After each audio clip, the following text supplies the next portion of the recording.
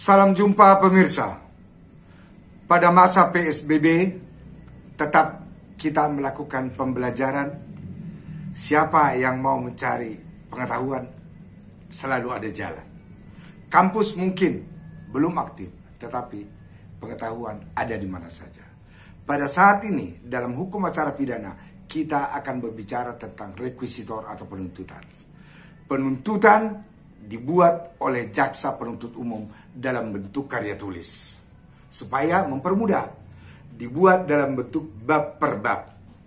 Dimulai dari pengantar yang mengantarkan cerita bahwa pada hari ini kita akan melakukan penuntutan.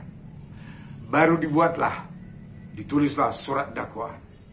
Dan lengkap di sana mulai dari syarat formilnya mengenai identitas, syarat materialnya mengenai uraian kejadian, sampai dengan pasal yang dituduhkan.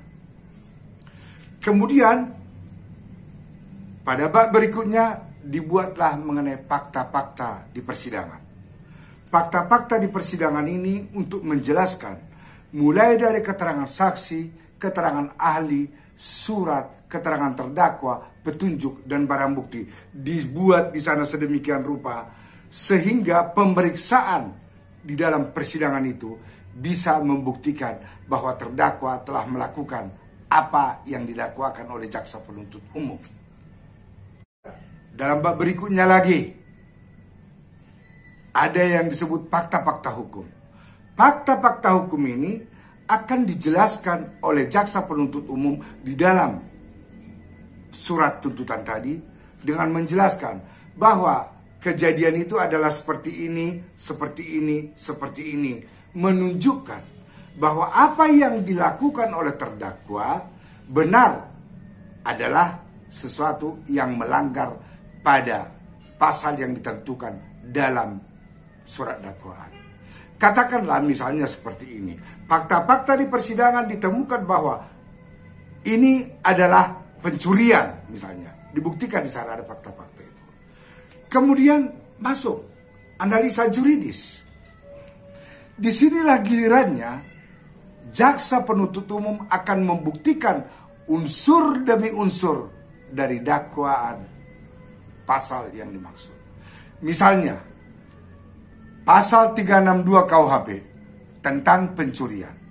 Unsur-unsurnya adalah ada kata barang siapa, ada orang. Yang kedua, mengambil, ada tindakan yang dilakukan untuk mengambil. Yang diambil adalah barang. Barang itu boleh milik orang lain seluruhnya atau sebagian. Caranya melawan hak dan ada maksud untuk memiliki. Di dalam prinsip hukum pidana, bahwa salah satu unsur tidak terpenuhi, maka pasal yang dituduhkan gugur demi hukum. Sehingga di dalam analisa juridis ini, jaksa harus betul-betul mantap dalam menjelaskan bahwa unsur orang ada jelas. Kemudian ada tindakan mengambil. Yang ketiga, yang diambil itu harus barang. Barang itu boleh sebagian milik orang lain atau seluruhnya milik orang lain.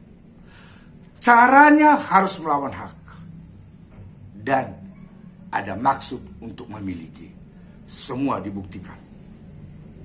Kalau salah satu tidak bisa terbukti, misalnya tidak ada maksud untuk memiliki, maka pasal ini gugur.